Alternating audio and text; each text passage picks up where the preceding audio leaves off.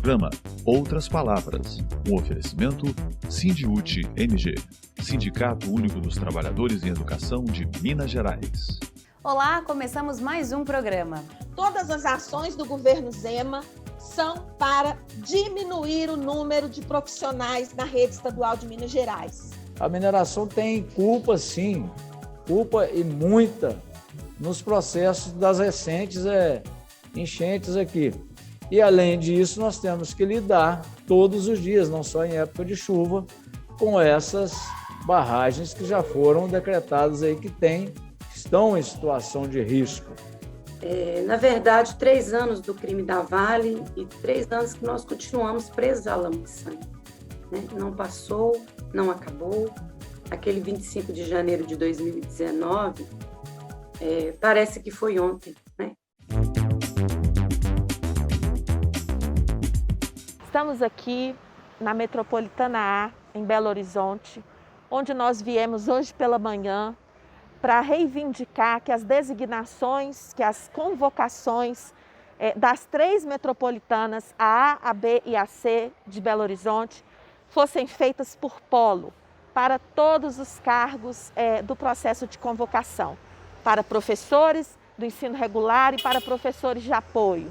Nós acabamos de reunir com a direção da Superintendência da Metropolitana A e o compromisso assumido é de que eles irão verificar com os diretores de escola, porque da parte da Metropolitana não há objeções para que as designações sejam feitas por polos aqui em Belo Horizonte, na região metropolitana, no âmbito da abrangência das metropolitanas A, B e C.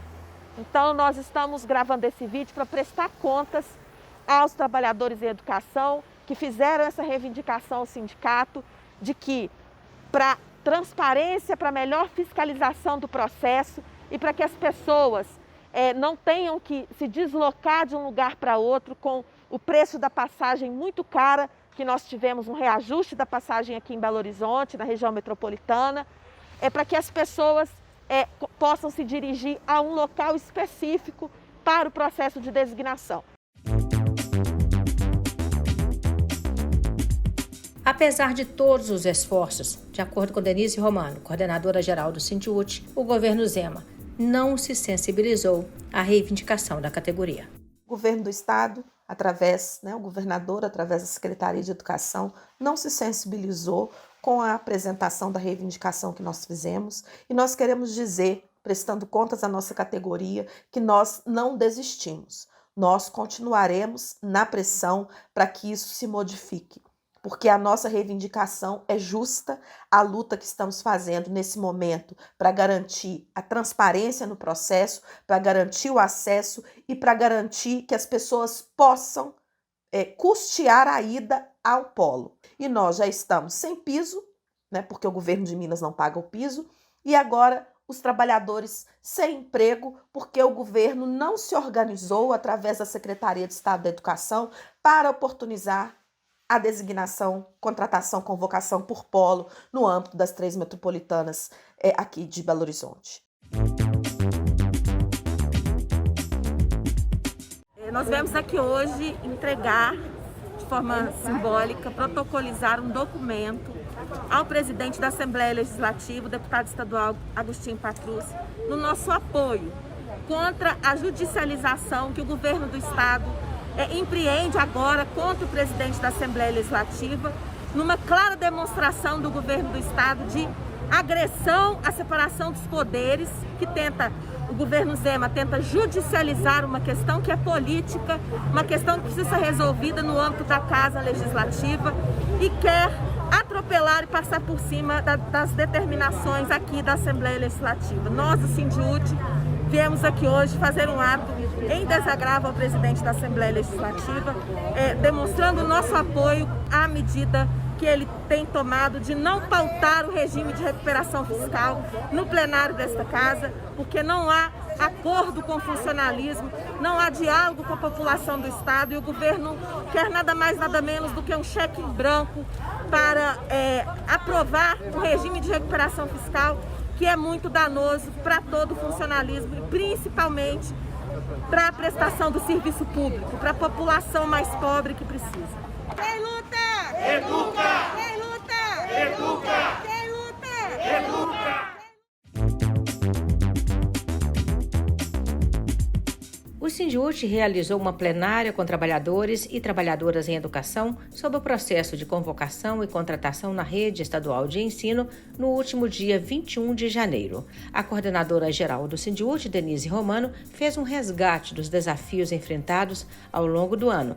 Todas as ações do governo Zema são para diminuir o número de profissionais na rede estadual de Minas Gerais. E como é que ele diminui isso?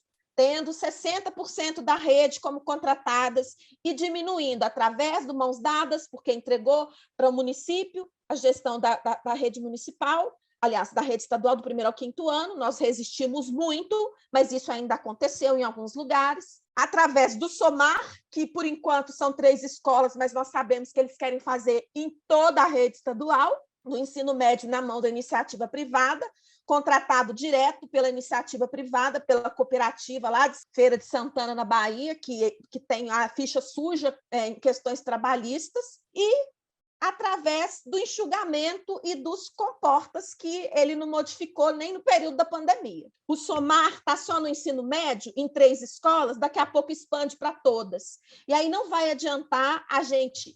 não, deixa o povo do ensino médio brigar, porque isso não me atinge, porque eu trabalho no ensino fundamental. Deixa o povo do 1º ao 5º brigar, porque isso não me atinge, porque eu não trabalho de 1º ao 5º. E assim o governo vai conseguindo fazer esse enxugamento do número de cargos no Estado, que tem cargos, sim, disponível, mas o governo, incrivelmente, consegue fazer o desaparecimento dos cargos, principalmente no início do ano, nos processos de designação. Esse ano de 2022 é um ano fundamental para nós, é um ano de eleições estaduais, é um ano em que o governo está na vitrine mais ainda, e nós temos ainda, com todo esse processo, que constituir a nossa categoria como categoria, porque vocês só serão categoria quando estiverem designados pelo Estado. É isso, tem que concretizar essa designação. Então, é fundamental que a gente fiscalize esse processo de designação, que cuide para que ninguém fique para fora desse processo e que a gente continue na disputa pela nomeação de concursados, gente. Parabenizar o sindicato por mais esta ação para tentar organizar aí os trabalhadores que buscam este ano um novo contrato. Isso que já virou uma rotina em Minas Gerais, principalmente, mas também em outros estados nós vivemos este mesmo problema. E é a ausência de concursos públicos que não são realizados com a frequência necessária e, quando realizados, ao estilo agora do governador Zema, os trabalhadores não são chamados, ou a demora é muito grande, o número de pessoas que passaram no concurso e são chamadas muito pequeno. Então, isso vai expandindo e ampliando o número de contratos, e são contratos temporários, contratos cujos direitos, né, não são os mesmos dos trabalhadores que estão como efetivos e concursados. O advogado do Departamento Jurídico do Sindiúti, Saulo Pompermaia, apresentou os principais pontos das resoluções da Secretaria de Estado da Educação e CEPLAG. Vamos acompanhar. É possível que o professor habilitado e convocado para aluno de cargo inferior a 16 obtenha aulas de modo a completar o cargo? O artigo 26 vai trazer essa resposta da Resolução 4693, dizendo que devem ser oferecidas as aulas do mesmo componente curricular que venham surgir na unidade de ensino.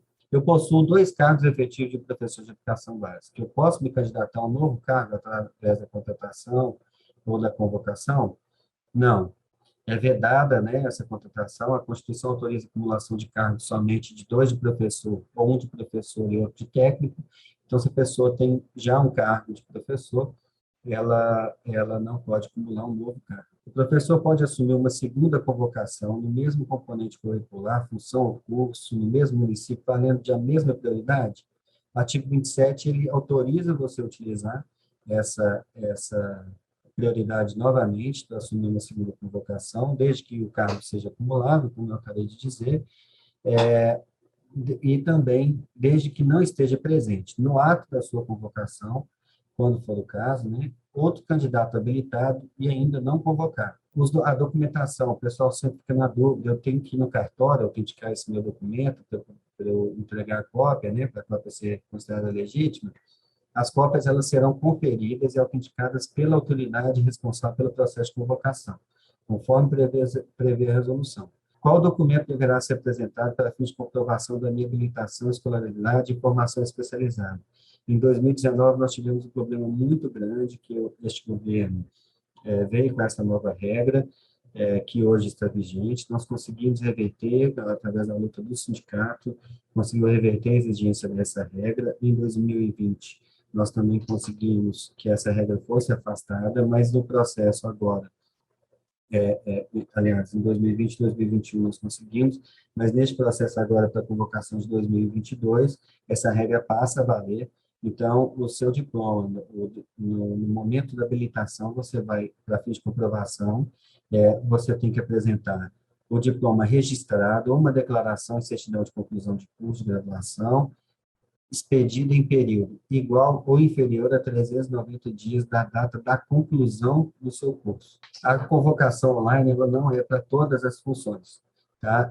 A resolução ela excetua a convocação online para as escolas que mantêm parceria com a Secretaria de Educação, escola quilombola, as escolas do campo localizadas em área de assentamento e as escolas do sistema prisional, do sistema socioeducativo, que tem ainda ali mais algumas regras adicionais, né, estabelecidas em orientações específicas, porque a categoria já sabe, né, a questão da entrevista, do estudo social. Também serão convocação presencial as funções de professor para atendimento a Conservatório Estadual de Música, ao SESEC, Educação Profissional, e ao curso normal em nível médio, das atividades integradoras da educação integral e do itinerário formativo do novo ensino médio. Também é excetuado da convocação online o atendimento à educação especial, as funções de PEB de apoio à comunicação, linguagem e tecnologia, PEB de sala de recursos, professor tradutor e intérprete de Libra, professor guia e intérprete, o PEB de Libras, o Centro de Apoio Pedagógico a Pessoas de Deficiência Visual,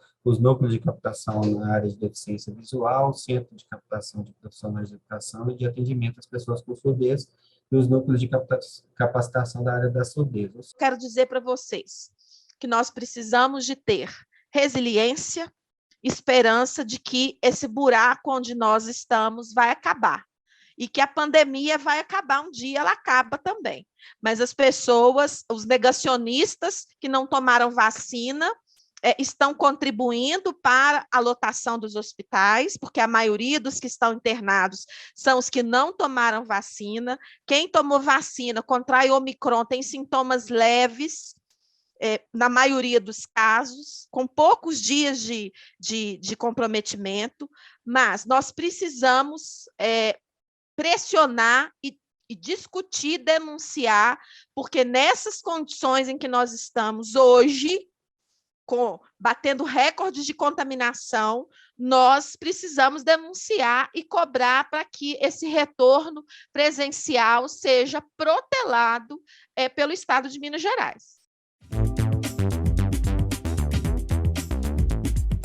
Programa Roda de Conversa destaca: 3 anos do crime da Vale em Brumadinho. Nós repercutimos esse assunto com o presidente da CUT Minas, Jairo Nogueira, com a vice-presidenta da Avabrum, Andresa Rodrigues, mãe do Bruno, único filho que ela perdeu na lama tóxica da Vale, e Dom Vicente de Paula Ferreira, bispo auxiliar da Arquidiocese de Belo Horizonte e membro da CNBB, que também está aqui conosco falando sobre esse assunto.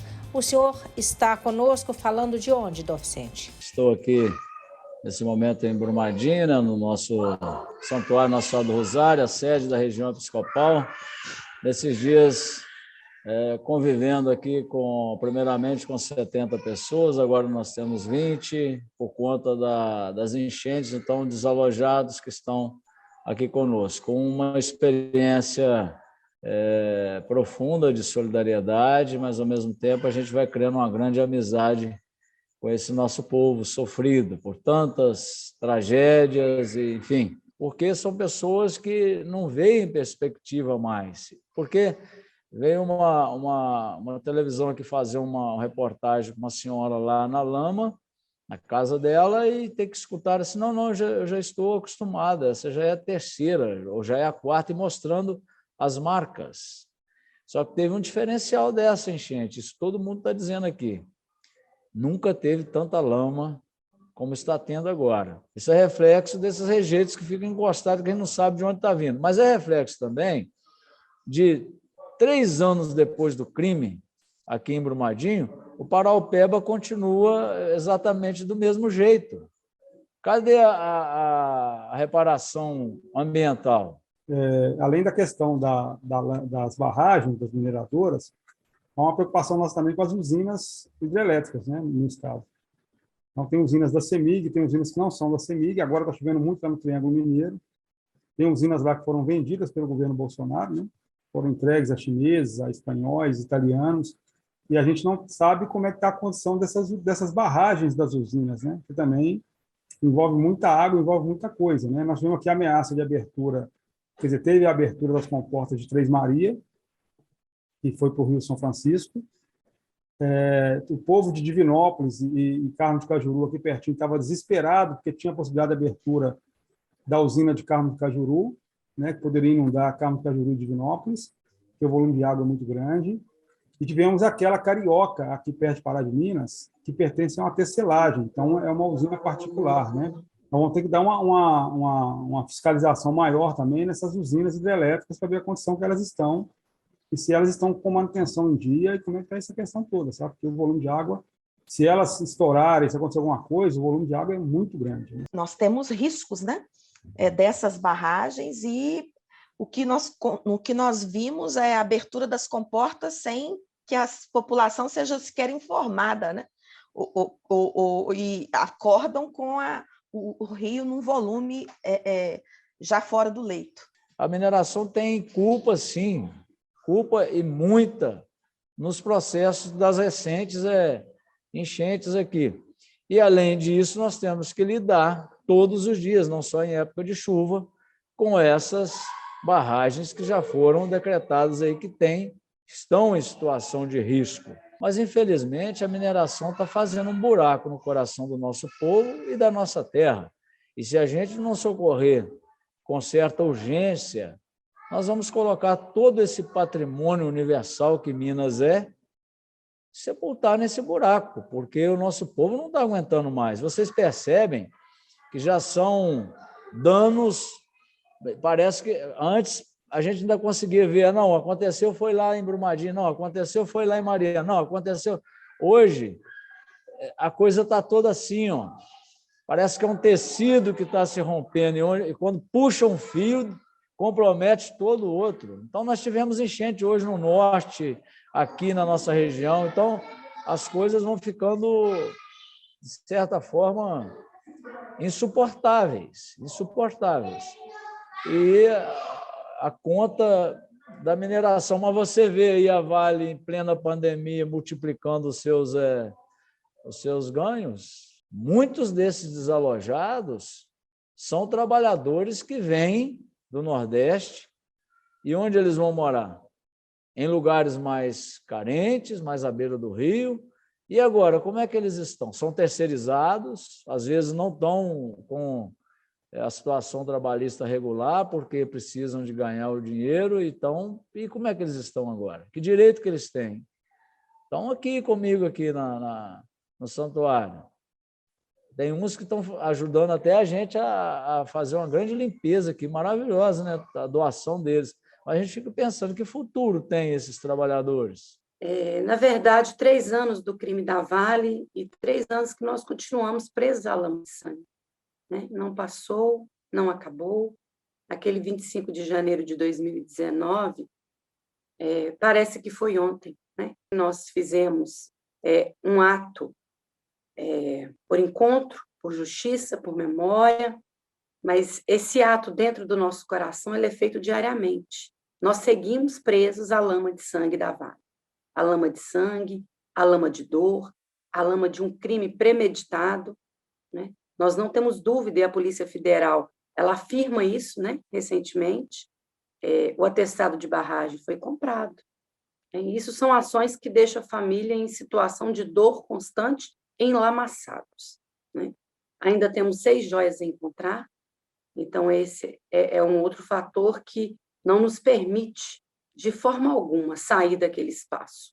São 6 famílias que seguem com o coração sangrando, aguardando a oportunidade, um momento, né, em que poderá se despedir das suas 6 joias. Eu queria saber de vocês agora sobre a Avabrum. Vocês abriram uma associação, né, para acompanhar todo esse processo com a Vale. Eu queria saber como que foi a mobilização de vocês para criar essa associação e o que ela está encarregada de fazer. Eu me lembro direitinho de uma reunião que teve lá no Ministério Público do Trabalho, e o Armando, que é do Citicop, ele chegou para mim e disse assim: Andresa, vocês precisam pensar numa associação. Enquanto CPF, vocês têm barreiras, né? O CPF ele tem uma representatividade que é de 1, o CNPJ representa o coletivo. Então, vocês precisam pensar, eu me coloco à disposição, mas naquele momento nós não conseguimos sair, né, daquele mar de lamas para pensar nesse contexto, haja vista que nós queríamos encontrar as joias. Até que chegou um ponto que nós compreendemos, eu estive na Suíça, estive na Genebra, em Londres, né, foram vários países visitados, e eu me lembro que lá eu era vista como um familiar não é a palavra não identificado, mas quis dizer assim, que eu não tinha associação, que era uma coisa isolada, né? Não era oficial. Então, nós voltamos, né? E começamos a nos reunir, né? Nesse contexto. E seguimos fazendo as lutas, né? Que nós temos até hoje. Aí. São 3 anos, todo dia 25 de janeiro tem ato, todo dia 25 de janeiro nós rememoramos o crime, né? E fazemos o nosso clamor por justiça, pelo encontro que hoje são de 6 joias, por memória, porque nós temos a construção de um memorial, nós o visitamos no dia 23 agora, os familiares esteve lá em Córrego do Feijão visitando o memorial. O memorial é um espaço extremamente importante, é um espaço sagrado para as famílias, né? É o espaço que vai honrar as 272 joias, mas também é um espaço que vai deixar cravado a denúncia da forma cruel e brutal com que eles foram assassinados. Eu queria te perguntar se a questão das barragens de maneira geral, né, outros movimentos estão sendo também né, envolvidos, né, nesse debate, né, como que está sendo feito isso para que essa luta, para que isso não volte a acontecer. Temos, assim, procurado muito os órgãos de justiça para dialogar. Hoje nós estamos participando do Observatório Criminal, que foi organizado aí pela Rense, né, que é da nossa região episcopal, aqui coordenada pelo Dom Vicente, e tem diversas comunidades também que participam desse observatório, e a Avabrum também é parte do mesmo, para a gente poder acompanhar mais de perto essas questões do processo de desenrolar, né? E para que isso, assim, de forma alguma, nós percamos esses 3 anos de luta, né, e de caminhar da justiça. Isso não pode ser perdido, né? Se não continuar esse processo no Ministério Público Estadual, que se houver alteração, que isso tudo seja considerado e que haja, de fato, celeridade. A Vale demorou menos de 1 minuto para matar. Então, não é possível que 3 anos, né, não tenha tido prazo suficiente para fazer a responsabilização. Então, quanto tempo mais será necessário? Né? E a Vale não matou apenas as 272 joias, ela segue matando os familiares também. Perguntou-se no início da entrevista, a Vera, como é que estão os familiares. Infelizmente, diversos pais, mães, já morreram, irmãos. Nós temos muitos familiares que nós perdemos. A taxa de suicídio na nossa região, ela cresceu muito. As pessoas não estão conseguindo lidar, né, com essa dor que esmaga a gente. Essa é a verdade. Qual foi a importância da CPI? E também, eu vou finalizar aí perguntando para vocês o que vocês querem da Vale. E a importância da CPI foi de escancarar o crime, de trazer as provas necessárias e fazer as recomendações, né, de mudança das leis minerárias, da responsabilização criminal, né? Isso tanto aqui quanto na Câmara Federal. A primeira regra da Vale de Ouro é a vida em primeiro lugar. Só que se ela cumprir isso, para nós já está bom.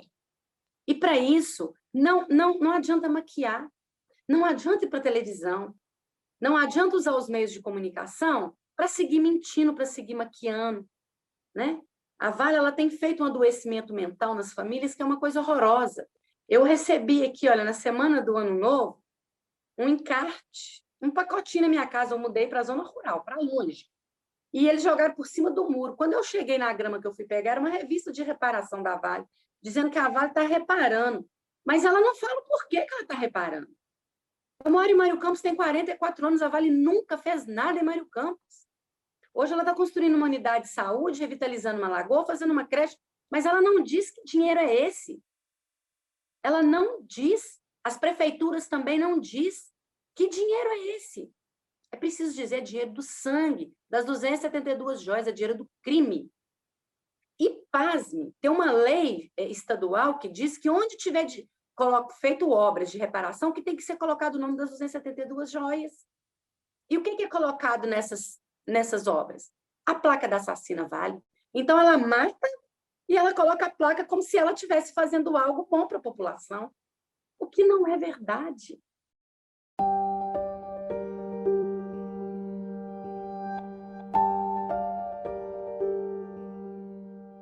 A dor nunca vai acabar, mas pode ser ressignificada. Essa dor nos exige uma profunda humildade e a escuta daqueles que não foram ouvidos. A voz, a única voz, é a dos que ficaram. Tudo isso pertence às vítimas, às que se foram e às que permanecem. Não há consolo a ser materializado. Resistimos ao apagamento do tempo e da história. Que tragédias assim não se repitam jamais. Este espaço vai possibilitar uma experiência sensível, individual e compartilhada, com gente que vive em estado de suspensão e sofrimento, dando voz e forma àquilo que não esquecemos. O ipê, árvore símbolo do Brasil, vem como exemplo de superação. No verão, ele se ergue com folhas para dar sombra. No inverno, essas mesmas folhas caem para deixar passar a luz do sol. E quando a seca aperta, ele floresce, para mostrar que, apesar de tudo, a vida continua. Misturados ao arvoredo original, serão plantados 272 ipês amarelos, para que cada lamento possa ser ouvido. Uma procissão de esperança que acolhe gente, percursos e edifícios. A entrada do memorial já revela sua missão. Recebe visitantes e nos faz refletir. Quantos erros brutais constroem um desastre? A forma deste pavilhão é retorcida, fragmentada, assim como sonhos que se despedaçaram, mas que servem de evidência sólida do que aconteceu, da invasão da lama que destrói, desfigura e distorce a luz.